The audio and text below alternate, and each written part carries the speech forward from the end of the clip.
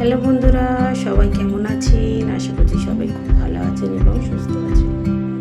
আজকে আমি খুব অল্প সময়ে প্রেশার কুকারে ভুনা খিচুড়ি করে দেখাবো। এটা আগে থেকে কোনো ডিসাইড করা ছিল না, তাই একদম খুব তাড়াতাড়ির মধ্যে এটা আমি করেছি। প্রথমে চালটাকে ভিজিয়ে রেখে দিয়েছিলাম, ডাল আর চাল একসঙ্গে করে। তারপর আমি এখানে পেঁয়াজটাকে একটু হালকাভাবে লাল করে নিচ্ছি এবং কেটে রাখা ছোট ছোট করে কিউব করে আলুগুলোকেও একসঙ্গে দিয়ে দিচ্ছি, দিয়ে ওর সঙ্গেই ভেজে নেব। এবারে আমি চালটাকে আর ডালটাকে একসঙ্গে খুব সুন্দর করে 3 থেকে 4 বার একদম পরিষ্কার জল হওয়া পর্যন্ত ধুয়ে নেব ভালোভাবে হাত দিয়ে, কারণ চাল আর ডালের মধ্যে খুব নোংরা থাকে, সেই জন্য খুব ভালোভাবে ধুয়ে নেব।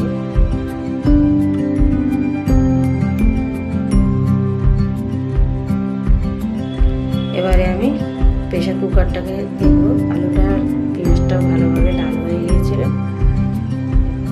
আমি প্রথমেই 1 চামচ লবণ দিয়েছিলাম। এবারে ধুয়ে রাখা চাল আর ডালটাকে দিয়ে দেব।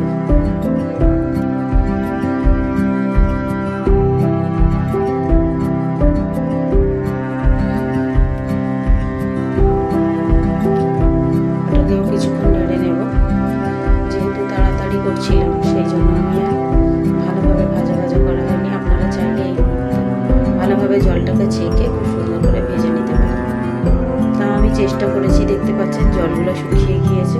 একটু ভাজা করে নিয়েছি, ওর মধ্যে আমি আদা রসুনের পেস্ট, জিরা মরিচের গুঁড়ো দিয়েছিলাম, 1 চামচের মতো লঙ্কার গুঁড়ো ও 1 চামচের মতো হলুদ গুঁড়ো দিয়েছিলাম। যেহেতু প্রথমে একটু অল্প করে লবণ দিয়েছিলাম, সেই জন্য এখন আপাতত লবণ দেব না। এটাকে এবারে ভালোভাবে নেড়ে চেড়ে কষিয়ে নেব।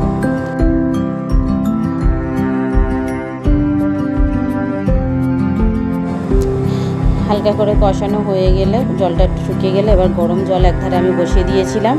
সেই গরম জল থেকে বেশ পরিমাণ মতো জল দেব, যতটা চাল আছে তার ঠিক 2 গুণ জলটা দেব।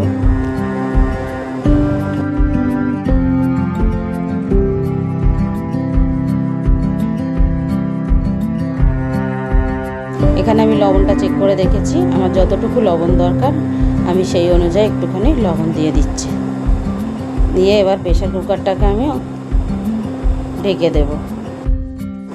গরম মশলাটা দিতে ভুলে গেছিলাম, এখানে আমি শেষে একটুখানি গরম মশলা দেবো গন্ধের জন্য, এর সেন্টটা খুব সুন্দর হয়। হ্যাঁ, অবশ্যই 3-4টে কাঁচা লঙ্কা দেবো, চিনি কাঁচা লঙ্কাটা যাতে ঝাল না হয়। আমি যে কাঁচা লঙ্কাগুলো ওরকমই দিয়েছি।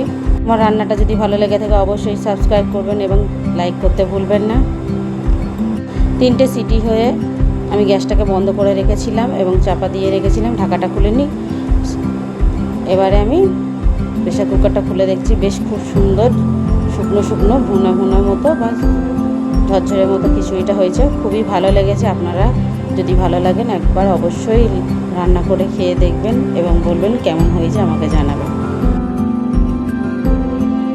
এরকমই গরম গরম আমি খিচুড়িগুলোকে পরিবেশন করব। আমরা সব একে ডিশেতে আজকে খাবো, ওই জন্য বড় জায়গায় নিয়েছি। এর সঙ্গে ছিল একটুখানি চিকেন কষা, সেটা আর দেখানো হয়নি।